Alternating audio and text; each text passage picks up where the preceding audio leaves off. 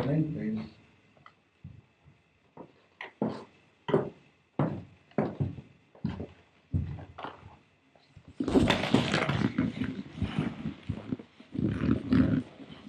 Well, you have been photographed before, so I don't have to explain the lights to you, and the cameras.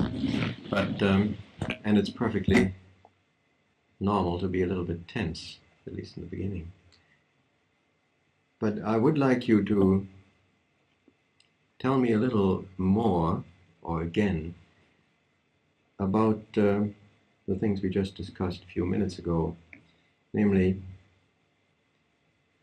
you remember what you told me? You said you had been feeling so dizzy today and you were quite surprised. Quite surprised at what? Well, I was quite surprised that something emotional could cause such symptoms. I mean, when I had this happen to me before, I thought it was something physical, this fainting and then a very, very bad nausea. I mean, I've had this nausea for years in the morning.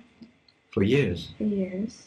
And I always presumed that maybe I couldn't eat. Sometimes I thought maybe, there's something wrong with my stomach. But on Sunday, it was actually Monday morning. Don't. Yes, if you don't mind, that's good. It's a mic. Yeah. Okay. Thanks a lot. Sorry to interrupt. Everything else will go. Well, on Monday morning when something disturbing happened to me, I noticed that immediately after that I was quite ill, and then consequently every time I tried to get up I would just fainted completely twice, and then after that every time I would get up off the bed, yes. Every time I would try to get up off the bed I would just go black again. I could hardly even make it, let's say, from the bed to the doorway, and I felt intensely ill. That is a reason, really, the headache and these dizzy spells you have from time to time. That is the reason that you went to the hospital the other night at 3 in the morning, didn't you, to the emergency clinic? Well, I had fainted, and I was lying on the floor for quite a while. And when I went, I didn't think I could make it to work that night, but when my pianist called for me, I said, I really wish we'd go to the hospital, and if there really is something. So I had a very bad throbbing in my side, and I thought, well, gee, maybe it is something. You should go to the hospital, and maybe that's what's causing it and making me feel so ill. Something physical. Something physical. So he said, well, I don't really think you should miss a night's work. We better go, and then after we'll go down to the hospital. And I said, well, all right. And I went to work that night, and I managed to get through the evening. It was very uncomfortable. I couldn't smile. I couldn't put the... Well, when you're in front of an audience, you have to... You're there to make them smile, to laugh, to... and I just couldn't do it. So finally we went to the hospital, and... This has been going on not just for a few weeks or months, but for some years, hasn't it? Yes, it's ever since I was a child, I suppose. I noticed when I was a child, sometimes, well, even in my baby pictures, the pictures I saw when I was, let's say, 3 or 4, I looked at them, and it isn't a happy-looking child. It's a child with big, sad eyes. It's funny, my son seems to look like that, too, in these pictures. Sad. Then you told me that your greatest shock or unhappiness occurred. And you always get, you told me that you always get very upset when you think of it right after your father's death. Was that immediately afterwards, or the fact that he had died, or? Well, I suppose it did affect me. It immediately after his death, after his burial, and I had a very difficult time. I dreamt very much about it. Very, very terrible dreams. Where my father always seemed to be some kind of monster. He used to haunt my dreams constantly, and I used to wake up crying often, crying in my dreams. I'd wake up and my face would be wet, and I'd be crying out loud, And dreams used to disturb me very much. Did you cry much as a child and as a girl later on, as a young girl? Well, I think there were periods in my life where I wouldn't cry for long periods, and all of a sudden something might happen and I'd cry, but there were many times in my life, long periods, where I couldn't cry. I wanted to cry. I wanted to cry, I mean to be able to feel something, but I seemed to be just completely dead inside and I couldn't cry anymore. You seemed to feel dead inside and couldn't cry, as though you had no feelings, or? Well, just, I suppose, as if every feeling had been rather knocked out of me. Mm-hmm. At those times, could you feel for other people? I don't know, you might have been attached. Well, I'm rather sensitive to being hurt myself, so I suppose I'm rather sensitive to hurting other people. I mean, I don't suppose I've ever gone out of my way to say anything. I mean, if I know something's going to hurt someone, I'll try to be very, very tactful. I don't like to hurt people. I mean, what I meant to ask is, most of us are attached to some person or other, or to several people, and we are quite aware of having very definite feelings for these people. For instance, you for your son. And but there are times when people who are not feeling well just feel very unhappy because they don't seem to have the right feelings for people anymore. Now you said... Well, yes, I know what you're getting at now. Well, the fact is, I don't suppose I've ever really trusted anyone. I don't suppose I trust anyone now. I mean, it seemed that every time something seemed to happen to me, then if let's say I wanted to trust someone, consequently, I would just find out that no one was to be trusted. And what would you do then? Tell yourself, well, that's just what I expected, or? Well, I suppose I would feel hurt inside. But then I would just, I find that I have a tendency to shy away from people. I mean, I'm working with people constantly, but there's always a barrier between me and people.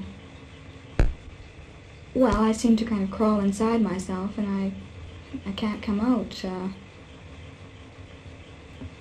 The personality that's on the outside isn't really me at all, most of the time. Listen, what I'd like to do now is get you both please to...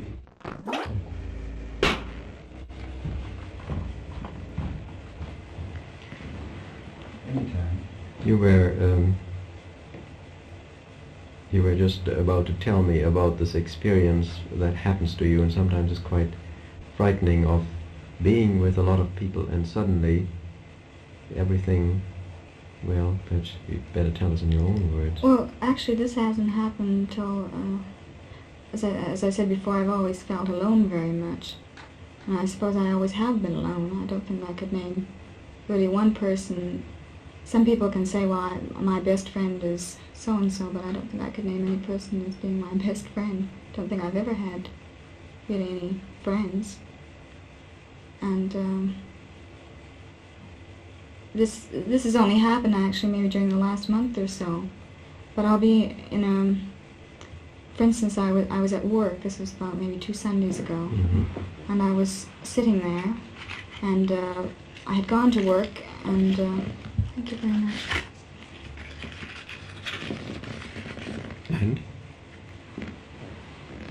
And I had been particularly upset in the afternoon, and by the time I got to work, I was in a complete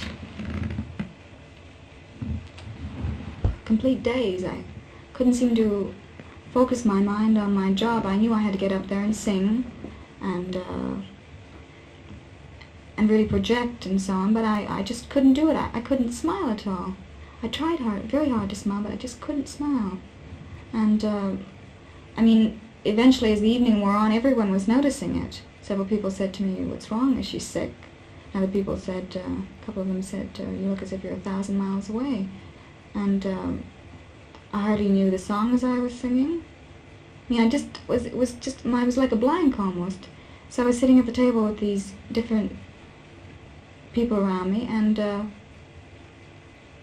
was just as if I were here and I was completely alone and there was no one else in the room, and there was someone just sitting where you are right now, and I was trying with my mind to reach out and focus on this person, and I just couldn't. It was almost as if the room had completely gone out of focus. Everything else was kind of a blurry almost, and it's just as if I had a barrier around me. They couldn't get through to me, and I couldn't get through to them. And it's an odd sensation, because this happened in your office the other day. Mm-hmm. I mean, one minute I was with you, and all of a sudden, the next moment, everything was out of focus, and I wasn't there anymore. And I mean, it's a definite sensation. In my office it didn't last very long. No, I came out of it with you, but at the club a couple of times I haven't come out of it all evening. I haven't been able to. Maybe because I was trying so hard to try and get out of it, but I couldn't. And I suppose because, well, you're a very understanding type of person, and you understood what it was all about, and you helped me out of it maybe. But these other people, they didn't realize, and of course that it only makes it worse for me when I'm up against some of these things, and then How did the people others give me, react? well, they give me very odd looks, you know.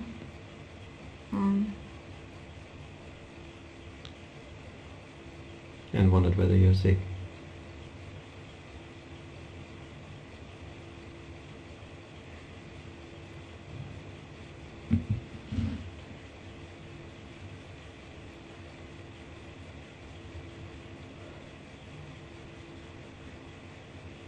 Is this sort of thing happening now?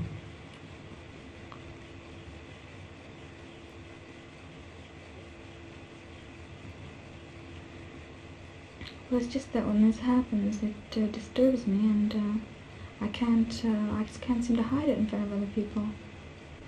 And if it disturbs me, I know it must disturb them, because quite often people make these remarks to me.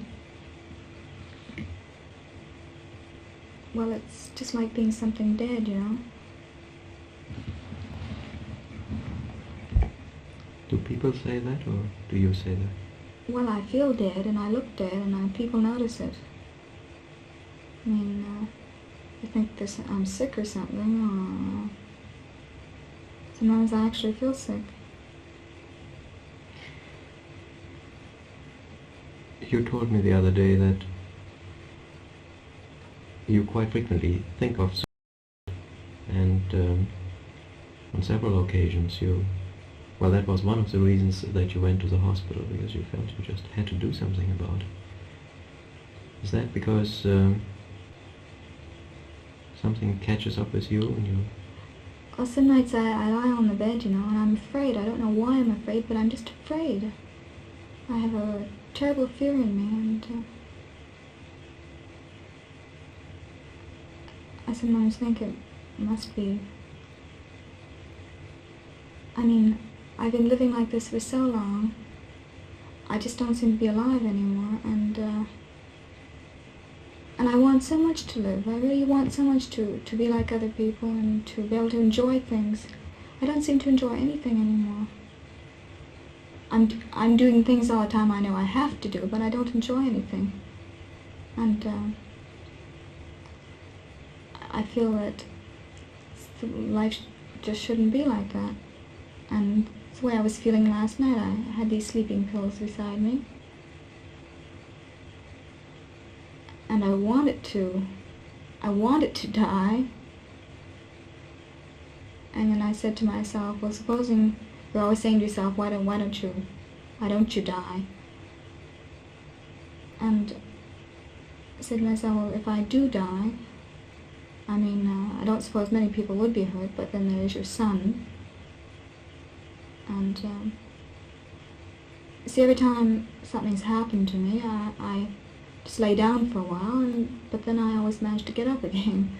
So then I say to myself, well, maybe you'll manage to get up again. I mean, someday things have to change. And Yes, they will change. you... But I've tried to change them myself, and it just doesn't seem to work at all. I mean, usually when I'm talking to you like this, I mean, I never let anyone else see me like this. This is really me.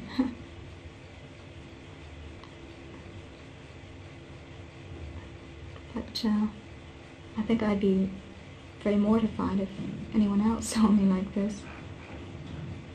Why? Why shouldn't other people see the real you?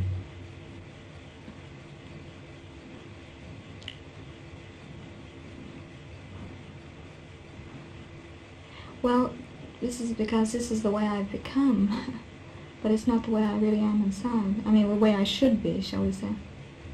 And consequently, when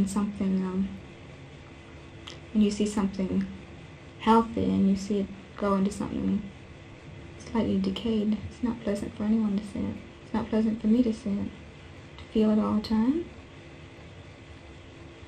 You want to get out of it, don't you? Yes, I want to very badly. As I said to you the other day, I think I could stand something physical wrong with me more than I can stand this. I mean, it's all so unreal. And yet it's so real. I mean, I said, if someone, if someone else said they felt this way, I mean, it might sound rather melodramatic to me, do you understand? Mm-hmm. But that's why if you're this way, or if you show it to other people, I mean, it just doesn't seem like something real. It's like... And yet you went to... It's like living in a nightmare all the time. You went to the hospital. You went to the hospital because you thought you had something physically wrong with you. The dizziness and the fainting spells and the vomiting. I mean, I've known for a very long time that, seems that I'm constantly emotionally upset. Mm-hmm. Well, I'll tell you exactly the way it feels to me sometimes. It's just as if I were a ball of string, and somewhere along the way everything got kind of unraveled and tied up in knots. And every time I tried to undo one knot, I got more tangled up. And the thing is that I'm never able to untangle the previous knots, and I get into a few more, and it seems to get worse all the time.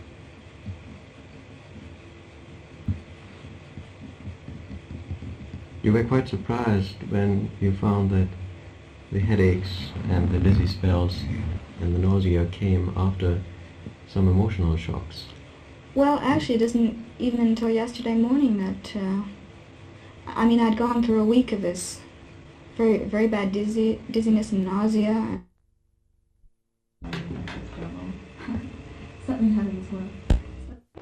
Those 9 and 10